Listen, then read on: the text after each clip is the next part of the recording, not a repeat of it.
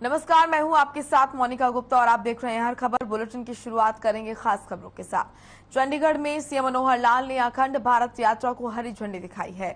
वहीं सीएम मनोहर लाल ने press conference कर कहा कि इंडियन मीडिया सेंटर की तरफ से ये यात्रा करवाई जा रही है, जिसमें 131 बेटियों ने हिस्सा लिया। साथ ही कहा कि यात्रा के जरिए समाज जागरण का संदेश दिया जाता है। इसके अलावा सीएम मनोहर लाल ने कहा कि 18 अप्रैल को सोनीपत में अखंड भारत यात्रा समाप्त होगी।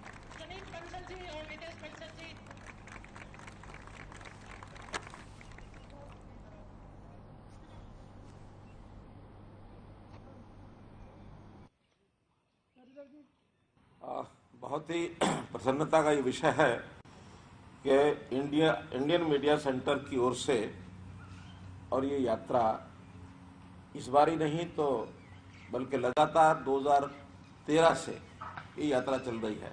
अगर हिसाब से देखा जाए तो ये 10वां एक प्रकार का यात्रा का ये दल है जो सारे देश भर में यात्रा करने वाला है।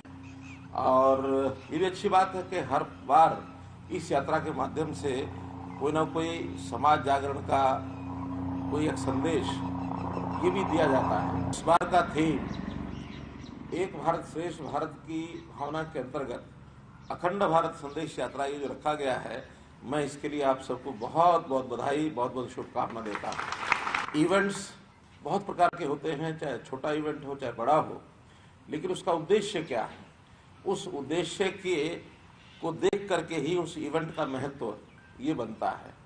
आखिर ये उद्देश्य एक बहुत अच्छा बड़ा उद्देश्य है। मुझे भी अच्छा लग रहा है कि पिछली 10 यात्रा यानी आज से मिला करके 10वीं यात्रा है। इसमें से 2 या 3 यात्राओं में पहले भी मुझे आपके साथ एक प्रकार से थोड़ा समय बिताने का जो अवसर मिला, वो लगातार यादें भरी हुई हैं और इसी प्रकार से आप जीवन में सफलता प्राप्त करते रहें, नए संदेश देते रहें।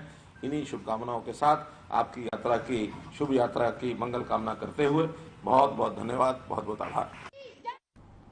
वहीं हरियाणा के डिप्टी सीएम दुष्यंत चौटाला ने फसल खरीद को लेकर कहा कि मंडियों में किसानों को खरीद को लेकर किसी तरह की कोई समस्या नहीं होने पाएगी और शुक्रवार तक 2000 से ज्यादा किसानों को उनकी फसल का पैसा भी ट्रांसफर कर दिया गया है। दुष्यंत ने कहा कि हमारी पूरी कोशिश है कि मंडी व्यवस्था को मजबूत किया जाए और पूरी फसल एमएसपी पर खरीदी जाए।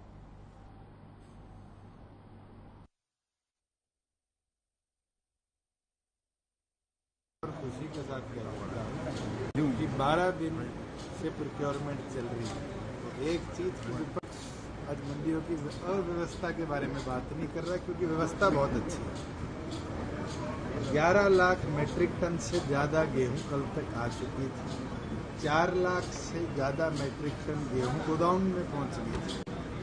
कहीं भी आज उस चीज की दिक्कत नहीं है। मंडी के अंदर सुविधाएं किसानों को मिले, ये पूरी तौर पर सरकार ने अपनी दिशा निर्देश दे रखे और एमएसपी के ऊपर एक एक दाना खरीदा जाए। और साझा करते हुए खुशी होती है कि सरसों का एक दाना भी सरकार के खाते में नहीं बेच के गया क्योंकि वो 1500 से 2000 रुपये ज्यादा भाव तक में मंडी के। शिक्षा मंत्री कंवरपाल गुर्जर ने कहा कि पहली कक्षा में एडमिशन आरटीई के तहत किए जाएंगे और जिन अभिभावकों की आमदनी कम है उनके बच्चों को भी पहली कक्षा को छोड़कर दूसरी कक्षा से एडमिशन देंगे। साथ ही उन्होंने कहा कि 134A में तब्दीलियां करवाई गई हैं। अब हर साल 134A के तहत हर साल एक कक्षा को खत्म किया जाएगा, जिसके तहत आने वाले 12 सालों में 134A पूरी तरह से खत्म हो जाएगा।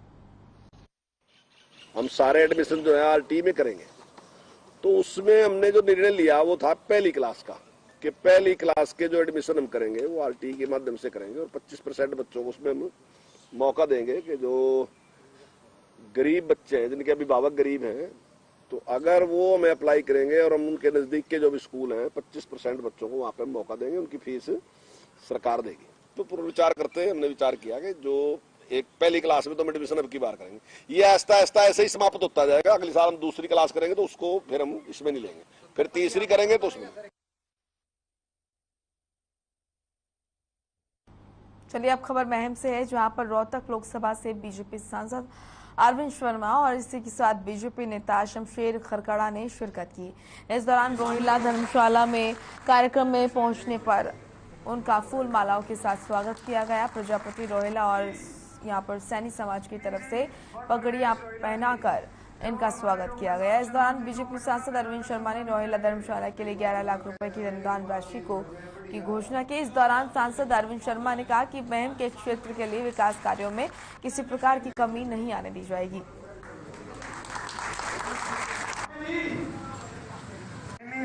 और प्रवेश रोहिला ने मिलकर के भारतीय जनता पार्टी के उम्मीदवार के रूप में मोदी जी के नेतृत्व में, खट्टर साहब के नेतृत्व में सभी ने मिलकर के हमारे को सांसद चुनकर दिया था। इनका प्यार प्रेम है। कोविड की महामारी की वजह से जो एक्टिवनेस है, थोड़ा सा लोगों से मिलने में प्रॉब्लम रही, अब वो कोविड की महामारी के बाद लोगों ने प्रोग्राम रखने शुरू किए हैं। इसी संदर्भ में आज रोहिला समाज ने आज अपना प्रोग्राम रखा है अपनी धर्मशाला में, अपने कम्युनिटी सेंटर में, चौपाड़ में इस प्रोग्राम में हम आए हैं और जो भी समाज ने जो बात लिखी है आपस में चर्चा की है। समाज पार्टी के लिए हमेशा समर्पित है, भारतीय जनता पार्टी के लिए। कई बार बुजुर्ग कहते हैं एक बार हरियाणा में बिजली व्यवस्था पर बिजली मंत्री रणजीत चौटाला ने जानकारी दी। उन्होंने कहा कि प्रदेश में इस वक्त 5200 से 6000 मेगावाट बिजली उपलब्ध है, जबकि 6500 की मांग थी। 1400 मेगावाट बिजली अडानी से मिल रही थी, वो नहीं मिली। उनके साथ कोई विवाद था, लेकिन अब उस पर आपसी सहमति बन गई है। साथ ही कहा कि हरियाणा में कोयले का कोई संकट नहीं है। खेदड़ की यूनिट टेक्निकल फॉल्ट के चलते 3 दिन बिजली ठप हुई थी और अब ठीक हो गया है सब। इतना ही नहीं, बीते साल जून जुलाई तक प्रदेश में एक दिन में 12,120 मेगावाट की टॉप डिमांड थी और इस बार भी मांग के मुताबिक बिजली उपलब्ध रहेगी।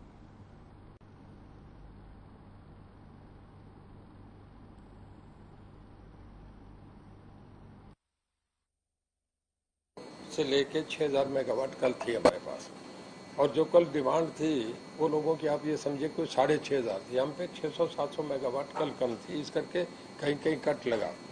कारण ये था कि 1400 मेगावाट हमें अडानी से मिली थी, जिसके आने में अभी कोई डिस्प्यूट है हमारा, कुछ आपस की वेरिफिकेशन है वो हो रही है, जल्दी हो जाएगी। कल एक और वजह थी कि हमारा एक थर्मल का यूनिट जो था खेदर का वो बंद था, जिसमें 600 मेगावाट प्रोडक्शन है वो कल शाम से शुरू होगी, आज से अवेलेबल है।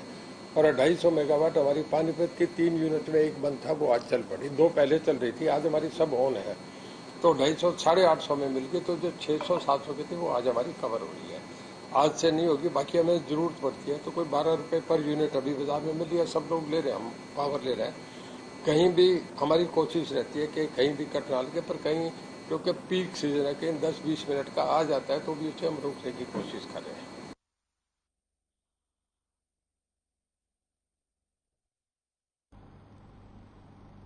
गुरुग्राम में कुमारी शैलजा के इस्तीफे के मामले पर कांग्रेस के वरिष्ठ नेता कैप्टन अजय यादव का बयान सामने आया है। उन्होंने कहा कि एक विधायक एक पेंशन मामले पर किस विधायक को कितनी पेंशन देनी है या नहीं देनी, यह हमारे सीएम मनोहर लाल जी को तय करना है। पेंशन मामले में जो सीएम मनोहर लाल का फैसला होगा वही मेरा फैसला होगा। साथ ही कहा कि कांग्रेस में जल्द संगठनात्मक बदलाव होंगे। इतना ही नहीं, अगले 2 महीनों में सदस्यता अभियान शुरू होगा। इस दौरान आप पर निशाना साधते हुए कैप्टन अजय ने कहा कि पंजाब के मौजूदा हालात श्रीलंका के जैसे हो गए हैं। पंजाब की भगवंत मान सरकार ने इतना सब वायदा कर दिया है कि जिनको पूरा कर पाना संभव नहीं। ना तो शैलजा जी ने को इस्तीफा दिया है, ये सब जो है कुछ लोग हैं जो मीडिया द्वारा या सोशल मीडिया द्वारा इस प्रकार का प्रचार कर रहे हैं। जहाँ तक संगठन का सवाल है, हमारे यहाँ सदस्यता अभियान 15 अप्रैल को खत्म हो जाएगी। हमारे PR हैं ताराचंद भगोरिया जी, और मुझे उम्मीद है कि जून तक और जुलाई तक जो है हमारे ब्लॉक और हमारे जो डिस्ट्रिक्ट लेवल के जो अध्यक्ष हैं उनकी जो है नियुक्ति हो जाएगी, और मुझे लगता है कि संगठन जल्दी जो है खड़ा होगा। चर्चा ये भी थी कि कुमारी शैलजा ने ये भी कहा सोनिया गांधी से कि मुझे संगठन को आगे बढ़ाने में मदद नहीं मिल रही है, जिसकी वजह से मुझे इस्तीफा सौंपा। अब जब मैं बता ही रहा हूँ कि उन्होंने इस्तीफा दिया नहीं है, और ना मैं वहाँ मौजूद था, ना कोई दूसरा व्यक्ति मौजूद था, उन्होंने क्या कहा क्या नहीं कहा, लेकिन जो मेरे पास जानकारी है इस प्रकार की बात केवल जो है मीडिया में है या सोशल मीडिया पे है, मैंने बता रहा हूँ, जो हमारे प्रभारी हैं विवेक बंसल जी से बात हुई थी, उन्होंने मुझे बताया कि इस प्रकार की बात कहीं दूर दूर तक नहीं है।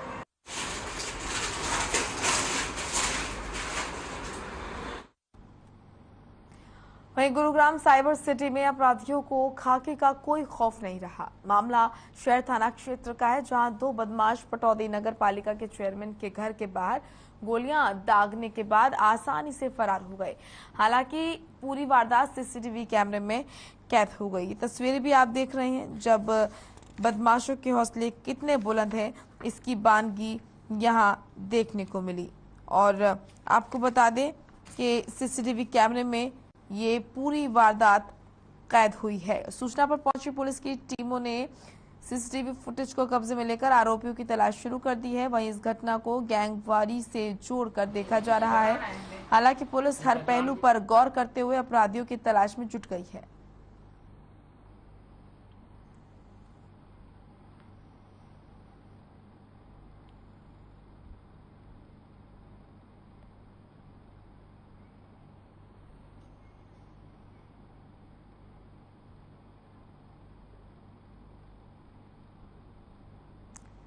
चलिए अब खबर दाबा से है, जहां पर निजी स्कूल की महिला टीचर ने अपने ही स्कूल के टीचर पर छेड़खानी के गंभीर आरोप लगाए हैं। महिला टीचर ने बताया कि टीचर पहले भी कई बार छेड़खानी कर चुका है। इस बदतमीजी की शिकायत प्रिंसिपल को भी इससे पहले की गई है, और लेकिन टीचर हाथ पैर जोड़कर माफी मांगकर जान छुड़ा लेता था। इस मामले पर स्कूल प्रशासन टीचर के खिलाफ कोई कार्रवाई नहीं अभी तक की है। टीचर आज भी स्कूल में बेखौफ ड्यूटी कर रहा है। महिला टीचर ने प्रशासन से टीचर के खिलाफ कार्रवाई की मांग की है, जिसको लेकर पीड़ित महिला टीचर ने थाना गुला में शिकायत दर्ज कराई है। आपका क्या नाम है? छेड़छाड़ की बात ऐसे सर, उस दिन एग्जाम हो रहा था यहाँ पे, तो थोड़ा सी कहा सुनी होने के बाद इसने बच्चों को उठा के वहां भेज दिया अवतार सीधा साइड के पीछे। हम लोग चले गए और भी अध्यापक थे, तो उसी दौरान मैडम थोड़ा पढ़ा भी रही थी बच्चों को, पहले पेपर से पहले प्रिपरेशन करा रही थी। ये लोग पेपर दे नहीं रहे थे, ये बोले शेड के नीचे ही होगा, तो इसने उठा के वहां बच्चे भेज दिए शेड के नीचे। तो मैडम उसी दौरान, मैं भी बच्चों के साथ ही चला गया सर शेड की तरफ। मैडम उसी दौरान अपना जो किताब वगैरह ले रही थी यहाँ अंदर रखने आई, मेरी लैब में ही इसके सामने बैठी थी।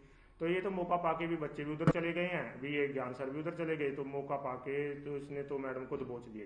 हाँ जी, उन्होंने मेरे नाल पहला तो बदतमीजी की, मतलब गाला गुला कढ़िया सी। फिर जो बच्चे बुच्चे उठा के इधर धक्के नाल उधर पेपर लै रहे सी आपां, ते इन्होंने ऑफिस के पिछले पासे भेजे जान के। तो फिर मेरे नाल अंदर मैं अंदर बुक रखन गई तो मगर ही आके मेरे नाल बदतमीजी की इन्हें।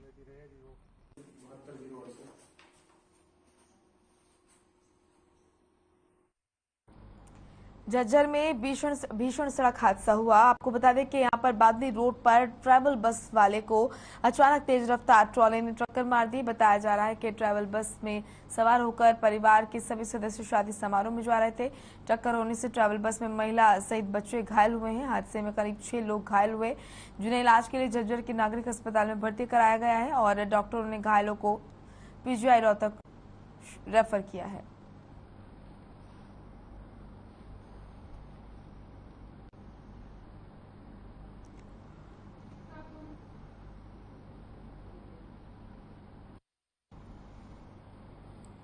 महेंद्रगढ़ में सीएम फ्लाइंग टीम एक बार फिर एक्शन मोड में है। आपको बता दें कि सीएम फ्लाइंग टीम ने किताबों की दुकान पर छापेमारी की है। एनसीईआरटी की नकली किताबें मिलने पर एफआईआर दर्ज करने के बाद एक शख्स की गिरफ्तारी हुई। गोदाम को चेक किया गया, जिसमें क्लास 6 से लेकर 12 तक की गणित, विज्ञान, इतिहास, हिंदी की नकली किताबें मिली हैं।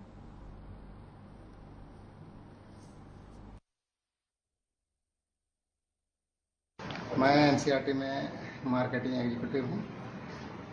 मुख्यमंत्री के उड़न दस्ता एवं गुप्तचर विभाग द्वारा सूचना प्राप्त होने पर महेंद्रगढ़ राज पुस्तक भंडार के गोदाम से एनसीईआरटी की भारी मात्रा में नकली किताबें लगभग 8,300 के करीब प्राप्त हुई है, जिस पर महेंद्रगढ़ पुलिस अभी कार्रवाई कर रही है। कल दोपहर बाद हमें सूचना मिली थी सीएम फ्लाइंग स्क्वाड और डिस्ट्रिक्ट एजुकेशन ऑफिसर के द्वारा कि ये राज बुक डिपो है हमारे महेंद्रगढ़ में, जो एनसीईआरटी की 6th क्लास से 12th क्लास तक की पायरेसी बुक सेल कर रहा है। जिस सूचना के आधार पर सारी टीमें वहां पर पहुंची थी और बुकों को चेक किया गया। जो पायरेसी बुक 8,317 के करीब लगभग पायरेसी बुक हमें मिली है, जिनको कब्जा पुलिस ने ले लिया है और मुलजिम जो राज बुक डिपो ओनर है उसको अरेस्ट कर लिया है। अभी इन्वेस्टिगेशन आगे चल रही है।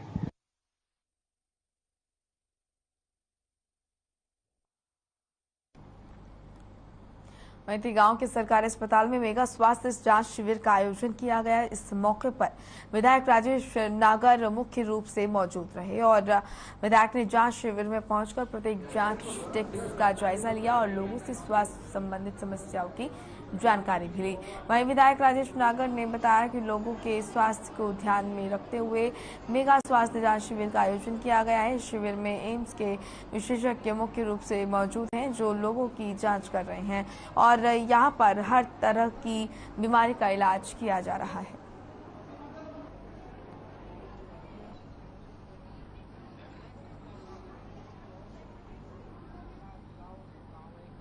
हरियाणा का सबसे बड़ा गांव है और यहाँ आज एक एम्स के जो हमारे बड़े डॉक्टर्स हैं, सर्जन भी यहाँ पे आए हुए हैं, कैंसर के भी डॉक्टर्स आए हुए हैं, आंखों के भी यहाँ पर डॉक्टर्स आए हैं जो आंखें चेक भी कर रहे हैं और साथ में चश्मा भी जो भी दे रहे हैं साथ साथ, और हड्डियों के डॉक्टर भी आए हुए हैं और एक मेगा कैंप यहाँ पर लगाया जा रहा है। कितने दिनों तक लगाया जाएगा या फिर आज ही रहेगा ये? आज कैंप लग रहा है। इस तरह के कैंप अभी 18 को खेड़ी में लगेगा। इस तरह से और हमारे भविष्य में जारी रहेगा। सर यहाँ पे डेफिनेटली आज sarcoma cancer care foundation AIIMS Delhi की ब्रांच की तरफ से यहाँ पे बहुत बड़ा मेगा कैंप का आयोजन किया गया है और उसमें जो क्या है पूरी की पूरी फैकल्टी एम्स की आई है। एम्स के जो स्पेशलिस्ट डॉक्टर है जैसे छाती और फेफड़े के विशेषज्ञ हैं, अपने स्त्री रोग विशेषज्ञ हैं, आंखों के रोग के विशेषज्ञ हैं, अपने हड्डियों के विशेषज्ञ हैं, अपने दंत चिकित्सा। तो इसी तरह हमारे पास यहाँ पे करीब करीब 10-12 काउंटर लगे हैं और हर प्रकार की जांच की जा रही है। पेशेंट को बीपी, वेट, शुगर, उनकी हाइट, उनकी ईसीजी और किसी स्त्री की अगर कैंसर की कोई संभावना, प्राइवेट पार्ट की कैंसर की संभावना की आशंका है, उसकी भी उनके सैंपल। सिरसा के अनाज मंडी के मॉडल स्कूल में अपने बच्चों का नामांकन कराने गए अभिभावकों को उस समय झटका लग गया जब नामांकन के नाम पर 2200 रुपए प्रति बच्चा फीस मांगी गई। वहीं 500 रुपए प्रति माह फीस बताई गई। सरकारी स्कूल छोड़कर 6 और 8वीं में दाखिला कराने गए थे। इसी को लेकर अभिभावक अपने बच्चों को साथ लेकर लघु सचिवालय में ही धरने पर बैठ गए। अभिभावक रणजीत कौर ने बताया कि बच्चे पहले सरकारी स्कूल में पढ़ते थे, लेकिन उन्होंने अपनी समस्या बताई और उन्होंने बताया कि किस तरीके से उनकी क्या कुछ समस्या है और किस तरीके से जो स्कूल है वो अपनी मनमानी करते हैं।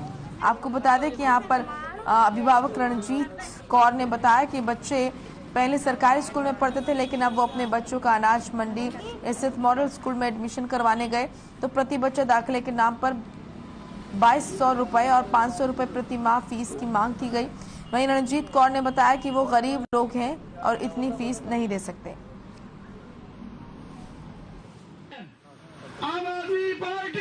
बच्चे गर्ल स्कूल च पढ़ते सी सरकारी ची, अब असी मॉडल च एडमिशन करवाने कल गए थे। एक बच्चे का 2200 रुपया एडमिशन खर्चा और 500 रुपया मंथली फीस मंगी, पर असी नहीं दे सकते। अस तो आप ही गरीब हैं, काम करते हैं आपदा तो रोजी रोटी कमाने उन्ना ही खाने, तो फिर बच्चों की फीस किवें भरीए असी।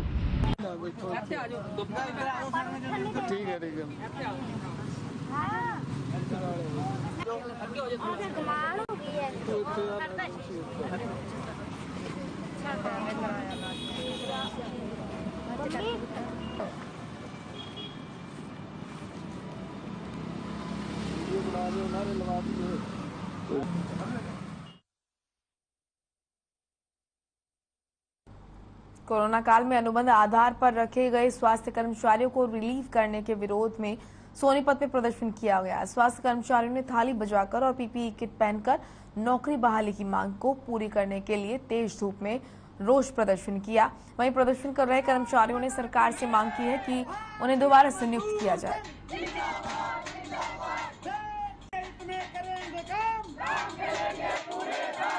हमने आज डीसी ऑफिस में सीएम के लिए है ना हमें विज्ञापन दिया है। हम चाहते, हमने कोरोना काल में हमें सरकार ने कोरोना योद्धा के रूप में हमें अपने स्वास्थ्य डिपार्टमेंट में लिया था और उन्होंने अचानक ही हमारा रिन्यूअल आगे कैंसिल कर दिया, हमें एक्सटेंशन लेटर नहीं दिया और हमें पहले आश्वासन दिया था कि जो कोरोना काल में योद्धा सामने आएंगे, फ्रंट लाइन में आएंगे, हम उनके लिए हम अपनी किसी भी पॉलिसी में उनको शामिल कर लेंगे। उन्होंने एक झूठी पॉलिसी बनाई, कौशल रोजगार योजना, जिसमें हमारा कोई रजिस्ट्रेशन ही नहीं हो पाया। भारत माता की जय, भारतीय मजदूर संघ जिंदाबाद। रेवाड़ी में पीएनबी बैंक का 128वां स्थापना दिवस मनाया गया। साथ ही स्थापना दिवस के अवसर पर बैंक की ओर से रक्तदान शिविर का आयोजन किया गया, जिसमें सभी कर्मचारियों और अधिकारियों के साथ बैंक उपभोक्ताओं ने भी रक्तदान कर जीवन बचाने का संदेश दिया। वहीं इस अवसर पर बैंक ने अपने ग्राहकों की सुविधा के लिए एक नया ऐप लॉन्च किया है।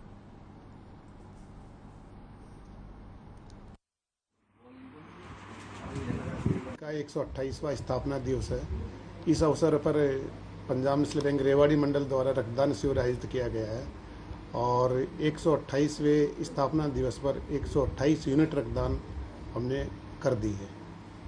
क्या कुछ मैसेज देना? पंजाब नेशनल बैंक जो आज 128वां स्थापना दिवस मना रहा है, आज इस 128वें स्थापना दिवस पर डिजिटल को बढ़ावा देने के लिए एक डिजिटल ऐप जारी किया गया है, जिसको PNB 1 नाम दिया गया है। इस डिजिटल ऐप में बैंकिंग से संबंधित सारी सुविधाएं एक ही प्लेटफॉर्म पर उपलब्ध है। नेशनल बैंक अपना 128वां फाउंडेशन डे मना रहा है, जिसके तहत आज मंडल कार्यालय रेवाड़ी द्वारा दिन भर कोई ना कोई कार्यक्रम है। शाम को अभी रक्तदान शिविर चल रहा है, शाम को स्टाफ और अच्छे जो कस्टमर हैं हमारे VIP कस्टमर है, उनकी भी मीटिंग है। और हमारा मंडल में 3 जिले आते हैं और समय समय पे CSR एक्टिविटी भी करते हैं। इससे पहले हमने चरखी दादरी सिविल हॉस्पिटल और नारनौल हॉस्पिटल को टेस्टिंग मशीनें दी थी, जो करीबन 12 लाख रुपए के आसपास थी। पंजाब नेशनल बैंक 128वें अपना स्थापना दिवस मना रहा है और इसमें रक्तदान शिविर में हम लोगों ने 128 यूनिट ब्लड एकत्रित किया है। इसके अलावा जो PNB 1 ऐप आज से चालू हुआ है, तो सभी शाखाओं में कम से कम 50-50 कस्टमर को ये ऐप की जानकारी देनी है और उनके मोबाइल पे चालू करवाना है।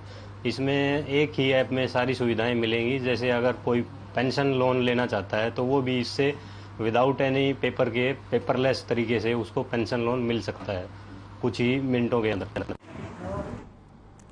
कुरुक्षेत्र में एक बार फिर चोरों के हौसले बुलंद नजर आए। आपको बता दें कि घर में घुसकर चोरों ने चोरी की वारदात को अंजाम दिया। तस्वीरें आप देख रहे हैं। कुरुक्षेत्र में एक बार फिर चोरों के हौसले बुलंद दिखाई दिए। बता दें कि शाहबाद में घर में घुसकर चोरी करने के बाद चोर मौके से फरार हो गया। पूरी घटना की तस्वीर CCTV कैमरे में कैद हुई। पुलिस ने 3 दिन बीतने के बाद भी मामले में कोई कार्रवाई नहीं की है। मामले में पुलिस हेड कांस्टेबल नरेश का कहना है कि शिकायत के आधार पर मामला दर्ज कर लिया गया है। अभी आरोपी की गिरफ्तारी नहीं हुई है। पुलिस अपनी कार्रवाई कर रही है।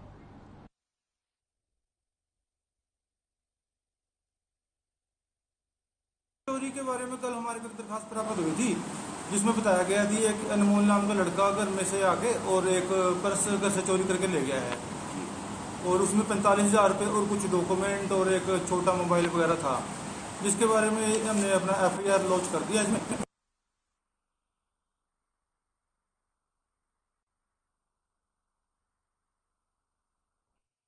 एक सेकंड चाहिए जरा। चलिए फिलहाल इस बुलेटिन में इतना ही। आप देखते रहिए हर खबर। नमस्कार।